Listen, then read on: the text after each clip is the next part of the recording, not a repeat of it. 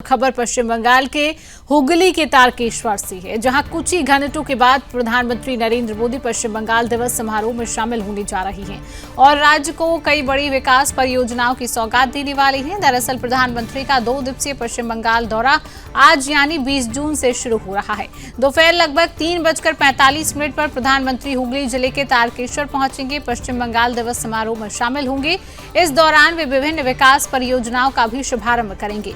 कई परियोजनाओं को राष्ट्र को समर्पित करेंगे, कुछ नई परियोजनाओं की आधारशिला भी रखेंगे। इसके साथ ही वे विशाल जनसभा को संबोधित करेंगे। वास्तव में इस वर्ष पश्चिम बंगाल दिवस का विषय पश्चिम बंगाल विरासत, सद्भाव और विकास रखा गया है। यह विषय राज्य की सांस्कृतिक विरासत, सामाजिक एकता और विकास की आकांक्षाओं को दर्शाता है।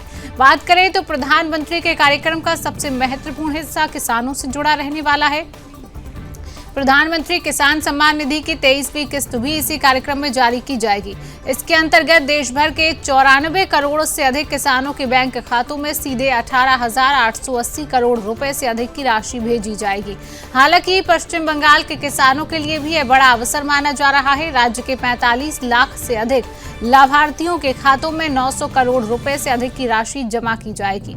इसके साथ ही पश्चिम बंगाल में इस योजना के तहत वितरित कुल राशि 15,000 करोड़ रुपए से अधिक हो जाएगी। वहीं वर्ष 2019 से अब तक देश भर में इस योजना के माध्यम से 4,46,000 करोड़ रुपए से अधिक की राशि किसानों तक पहुंच चुकी है। बात करें तो कृषि क्षेत्र में भी कई महत्वपूर्ण योजनाओं का शुभारंभ किया जाएगा। प्रधानमंत्री पश्चिम बंगाल में प्रधानमंत्री फसल बीमा योजना का शुभारंभ करेंगे।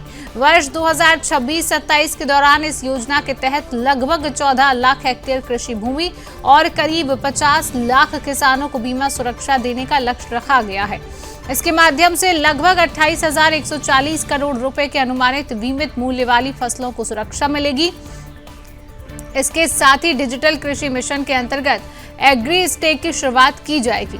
यह एकीकृत डिजिटल मंच किसानों को उर्वरक वितरण, किसान क्रेडिट कार्ड, प्रत्यक्ष लाभ हस्तांतरण, न्यूनतम समर्थन मूल्य प्रणाली जैसी सेवाओं तक पहुंच उपलब्ध कराएगा।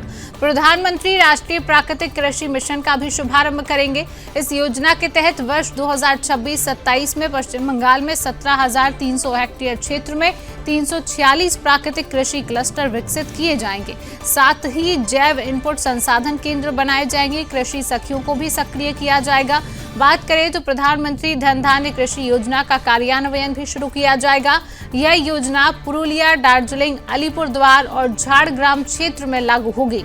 इसका उद्देश्य है कृषि उत्पादकता बढ़ाना, फसल विविधीकरण को प्रोत्साहन देना, सिंचाई कृषि अवसंरचना को मजबूत करना और ग्रामीण विकास को गति देना।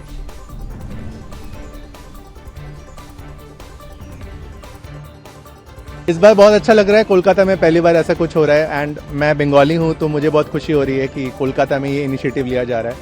तो या आई एम वेरी एक्साइटेड। कहाँ से आए हैं? मैं दिल्ली से आया हूँ। पहले भी पार्टिसिपेट करते रहे हैं? हाँ, योगा मैं करता रहा हूँ। It's a part of my life and मैं बाकी लोगों को भी यही एनकरेज करूंगा कि योगा सिर्फ एक वन डे इवेंट नहीं है। Make it a part of your life 365 days of the year. आपके साथ और भी लोग आए हैं? हाँ, मेरे साथ और भी कंटेंट क्रिएटर्स जो इसको स्प्रेड कर सके, इसके बारे में लोगों को बता सके, और भी लोग हैं। और मैं वैसे मेरठ मवाना से आता हूँ और यहाँ पे जहाँ पे शुरुआत होती है भारत की, तो जहाँ पे शकुंतला और दुष्यंत की कहानी शुरू होती है अभियान शकुंतलम में, वहीं से भरत आए और वहीं से हमारे देश का नाम भारत पड़ा। और आज बड़ा ही अच्छा लग रहा है यहाँ पे आके। हम कोलकाता में मेन ऑफिशियल वेन्यू पे हैं, जहाँ पे हमारे आदरणीय प्रधानमंत्री जी के साथ हम योग का अभ्यास करेंगे उनकी अध्यक्षता में।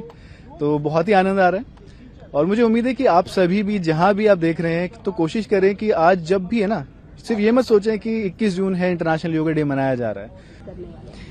हम प्रधानमंत्री जी के पास हमारा योगा स्टेज है और हम 4 लोग हैं जो योगा परफॉर्म करने वाले हैं और हमारे मोरारजी देसाई नेशनल योगा इंस्टीट्यूट के डायरेक्टर सर डॉक्टर काशीनाथ समगंडी जी वो पूरा संबोधन करेंगे उस टाइम पे।